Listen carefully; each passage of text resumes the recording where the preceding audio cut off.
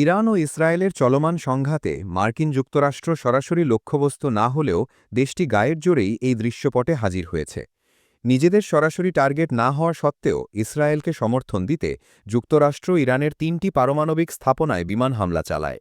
এই হামলায় B-2 বোমারু বিমান থেকে GBU-57 ম্যাসিভ অর্ডিন্যান্স পেনিট্রেটর বোমা ব্যবহার করা হয়, যা ২৪০০ কেজি বিস্ফোরক সহ ভূমির ৬০ মিটার গভীরে আঘাত হানতে সক্ষম।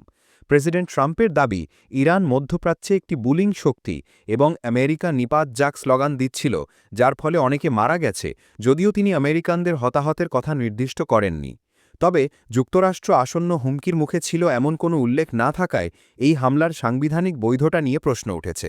ট্রাম্পের এই অন্যায় হামলার সিদ্ধান্তে নিজ দলের আইন প্রণেতাসহ যুক্তরাষ্ট্রের অভ্যন্তরে তীব্র সমালোচনার ঝড় উঠেছে। ডেমোক্রেটিক কংগ্রেসম্যান রো খান্না, যিনি ইরানের বিরুদ্ধে মার্কিন সামরিক পদক্ষেপের ঘোর বিরোধী, এই হামলার নিন্দা করেছেন। তিনি রিপাবলিকান কংগ্রেসম্যান থমাস ম্যাসির সাথে মিলে একটি প্রস্তাব আনার পরিকল্পনা করছিলেন, যাতে ইরানের সাথে সংঘাতে জড়াতে ট্রাম্পের কংগ্রেসের অনুমোদন নেওয়ার বাধ্যবাধকতা থাকে। খান্না এক্স বার্তায় জানান, ট্রাম্প কংগ্রেসের অনুমোদন ছাড়াই হামলা চালিয়েছেন, যা আমেরিকাকে অন্তহীন মধ্যপ্রাচ্য যুদ্ধে টেনে নিতে পারে। ম্যাসিও এই হামলাকে অসাংবিধানিক বলে অভিহিত করেছেন। ওকলাহোমার এক জনসমাবেশে ভারমন্টের সিনেটর বার্নি স্যান্ডার্স ট্রাম্পের হামলার বিবৃতি পাঠ করলে জনতা আর যুদ্ধ নয় স্লোগান দেয়। স্যান্ডার্স জনতার সাথে একমত পোষণ করে হামলাটিকে উদ্বেগজনক এবং অত্যন্ত অসাংবিধানিক বলে মন্তব্য করেন। কংগ্রেসের শীর্ষ ডেমোক্র্যাট হাকিম জেফ্রিসের মতে, ট্রাম্প দেশকে বিভ্রান্ত করেছেন এবং কংগ্রেসের অনুমোদন ছাড়াই সামরিক শক্তি ব্যবহার করে মধ্যপ্রাচ্যে বিপর্যস্ত যুদ্ধের ঝুঁকি তৈরি করেছেন।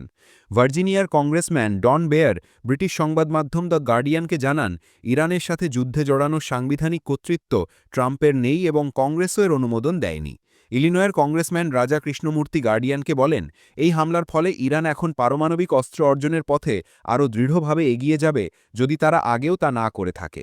বিভিন্ন গণমাধ্যমের প্রতিবেদন অনুযায়ী অধিকাংশ নাগরিক তাদের করের টাকায় মধ্যপ্রাচ্যে যুদ্ধ চালিয়ে যাওয়ার বিরোধী। SMRS news desk, news for good.